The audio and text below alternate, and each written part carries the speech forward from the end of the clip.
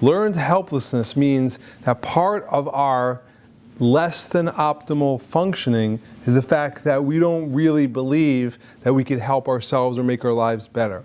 We know that that's not true, that we do have power. We are empowered to affect and change our lives. And when we realize that and act on that, it's the opposite of learned helplessness. That's actually the gateway to a real happiness. And as Jews, we've known this the whole time. And this is how Jews have woken up. Again, we're focusing on just 5 minutes in the morning. How you direct yourself affects the whole day. We mentioned before, we are a body, 40 billion cells, and a soul.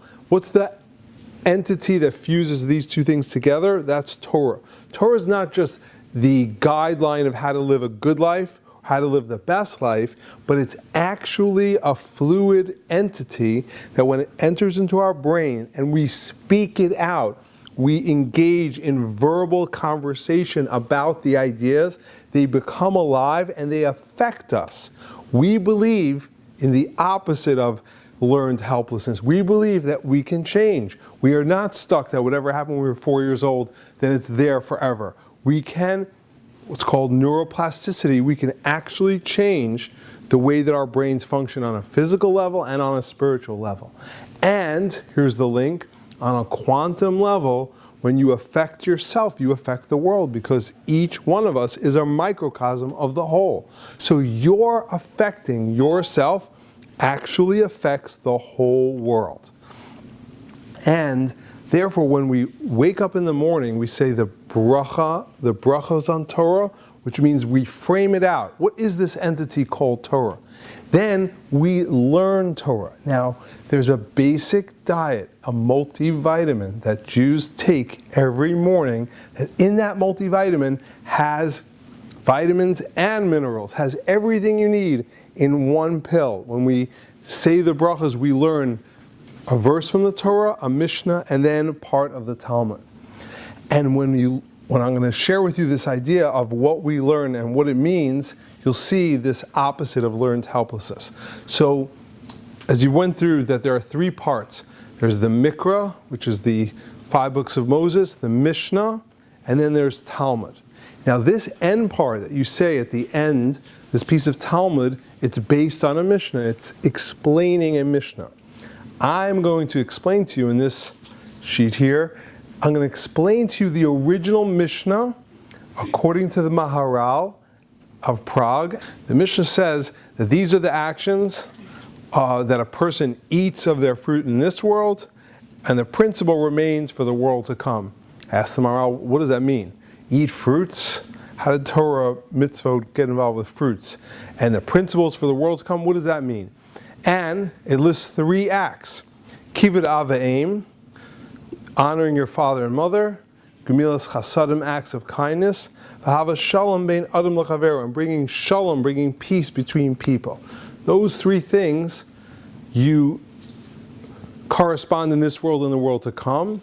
The Talmud Torah Keneged Kulam, and learning is equal to those. So why these 3 things? What does this have to do with our lives? What does this mean? So the Maharal explains the following concept. All of us are obligated to become part of reality. That means there's this world, and either you're with it or you're not with it. Either you're part of reality or you're standing on the side. Our goal is to jump into the flow and in a natural way where we're true to ourselves, be part of the flow of life. That flow is a flow of having goodness and bringing it out into the world. There are mitzvot that are completely vertical. A person wakes up in the morning, they would put on tefillin, they make a blessing on food. That's completely between you and God. But there's also a realm of mitzvot that are horizontal, between you and other people. So a person could be theoretically good on a vertical level, very religious, but they're not good on a horizontal level. They're not good with other people. The ultimate good is when you're good to above and you're good to everyone here, tov lebrios, that you bring good to other people. Says the Maharal, there are 3 departments of bringing good to other people. The first one is an obligation, the second one is extracurricular, and the third one is in between obligation and completely voluntary. The first one is kivud av v'em. Kivud av v'em, honoring your parents. That means the main mitzvah of honoring your parents is to give them food. If you're going to be home, Thanksgiving, any holiday, what mitzvah can you do? You could serve them food. Why serving food? Because everything has to have an equilibrium. What do they give you? Why do you honor them? Who are they? They gave you life. When you bring them food, you now pay back what you received. You're giving them an object that gives life, which is food. So kivud av v'em, honoring your parents, it's not a virtue, it's an obligation. It's a Torah-based obligation. Acts of kindness are great, but they're completely voluntary. I could live my whole life and not work at a soup kitchen, not pick tomatoes and send them to poor people. I could live my whole life. I don't have to do it. It's not like, oh, did you pick potatoes this year? Oh, I didn't do it. Yeah, I gotta go. I know. Oh yeah, the annual thing. I must do it. Otherwise, my Jew license will not be renewed. No, it's completely voluntary. You should do it. It's a good thing, but you don't have to do it. Then there's something in between, and that's called bringing peace amongst people. Here's a deep thing. We are all members of the world. So we're all obligated to see to it that this world, our interactions with each other, is optimum. So if two people have a falling out, so you're not obligated to take sides, vote for who you think is right or wrong. You're obligated to make sure that gets patched up. This shouldn't be that way. Now, do I have to do it? Do I actually have to go out and speak to this one person? I don't actually have to do that with these people, but I have to do that in general. So it's an interesting thing. I'm obligated and not obligated. I'm obligated in general. I have to see the world has shalom, has peace, but I'm not obligated with these people. So it's a half and half concept. Says the Maharal of Prague, all the physical actions that you do in this world that bring good on a horizontal level divide into these three categories. Honoring your parents is an obligation. Going out and making weddings for people in soup kitchen, totally not an obligation. And shalom is somewhere in between. And we always have this dichotomy of two polar opposites that are being welded together by a third rail. We have body and soul, and they're welded together by Torah. We have obligation, non-obligation, and this welding together of this concept of shalom. Now, when you do this, you have peiros in this world, which means fruit in this world, and you have the principle in the next world. So another thing we're cognizant is spacing of time. Mortality is okay to talk about, to embrace, to be conscious of on a daily basis. Not in a spooky bad way, but in a facing the music and dealing with it way. So we will all be dead longer than we'll be alive. Came to this realization when I went to a museum somewhere in New York as a little kid in 3rd grade. I saw George Washington's suit that he gave some speech in. And I was looking at this suit, it's a blue suit. I'm like, wow, he's been dead a really long time. Since 200 years, the man's been dead. He only lived 70 a couple of years. He's been dead longer than he's been alive. Doesn't mean we discount it now. We have to also know what is its proportion. So this world, says the Maharal, is like fruit.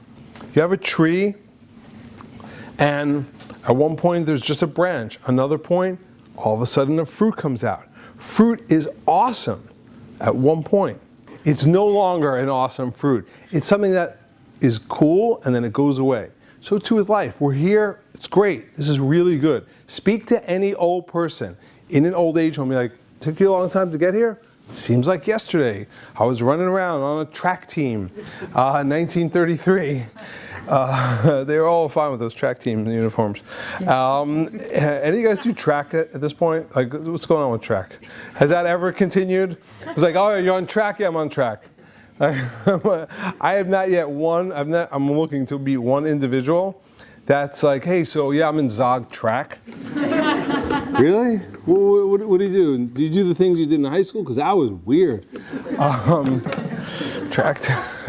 So every person was 1933 running track, and then all of a sudden they're old. So like life moves really fast. Life is like in that area like a fruit. So I get good, but the good that I get in correspondence to my positive action is like a fruit. The principle, the thing that lasts forever, is what I last forever, and that is it's called Karen.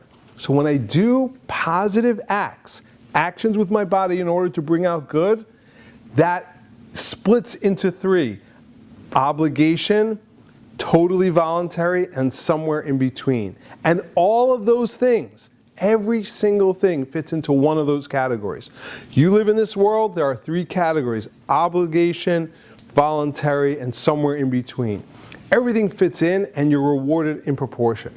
And Talmud Torah Keneged Kulam, and learning Torah equals to all of that.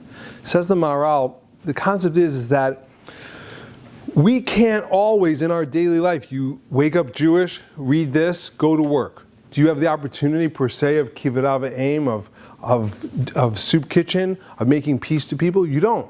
But when you learn and speak out the words, you're experiencing that reality. In other words, if I take a random thing, be like, over 52% of our goal is met. If I just read these words, I'm not making that a reality. I'm just reading some random words that they put over there. It doesn't become more in this world by my reading it than it was beforehand, because I'm reading a piece of paper and I'm verbalizing that. Verbiage alone doesn't create. We all know people that live life and they're basic describers. They are awkward in silence, so at the restaurant, they will give you a random minimum play-by-play of what's going on. Oh, a lot of people here. Oh, the water is good. I enjoy that. The forks are good. I'm sitting here. It's good. I enjoy it. It's like, do we need a comment on everything? Like, can we just be silent? So now when that person says it, doesn't create it, he's just mentioning that reality. But when you learn Torah, because it's the energy force of fusion between our soul and body, when you speak it, you create it. So when you speak out these words of bringing good to the world, you make it actually happen. So when you have the three actions and you have Torah on the other side, Torah, learning it, speaking it out, creates that reality. And it's equal, says the Maharal, to these three things, but you can't deal with it in a divided way. Because when we talk about division, the three-dimensional world, that's something physical. Acts of kindness all happen with your body, which is subjected to the physical world. Torah is something that's above and beyond the physical world. It can't be subjected to that division. So when we wake up in the morning and we learn, as you saw before, the first thing we do is we bring out bracha. I want to bring good to the world. Let that happen. And then I need to actually do action. I'm not going to wake up in the morning and work at a soup kitchen at 5 a.m. I won't do that. But my learning, I'm conscious that that's a goal, that that's a reality, that I'm obligated to act. So when we talk about learning, it's not just, ooh, that was interesting, or I feel better, I'm more at peace, like I feel good. No, I will feel good by becoming a part of good, but I can actually affect the balance of good in this world by being verbally conscious of that reality. Say it again.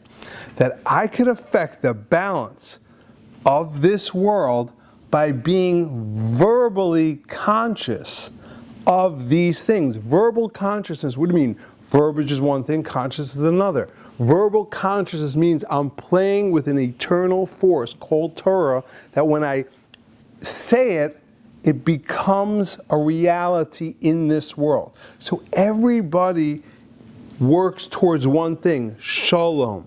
The end of the verse from the Torah is shalom, that everything should come together as one. What's the end of the acts of kindness? Hava shalom. I want to bring shalom between people. Not in a Rodney King, why can't we all just get along way, in a, I'm going to talk to you, I'm going to work it out. it has to be this reality. So the cycle of what we learn is not random. Really, you make the bracha on the Torah, you could really learn anything. Why did the Jewish people pick this reality specifically? To remind us that our learning is on condition of doing, that our learning is only balanced by action, and action can actually take place through words, through the verbal realm. The end. Any questions on that?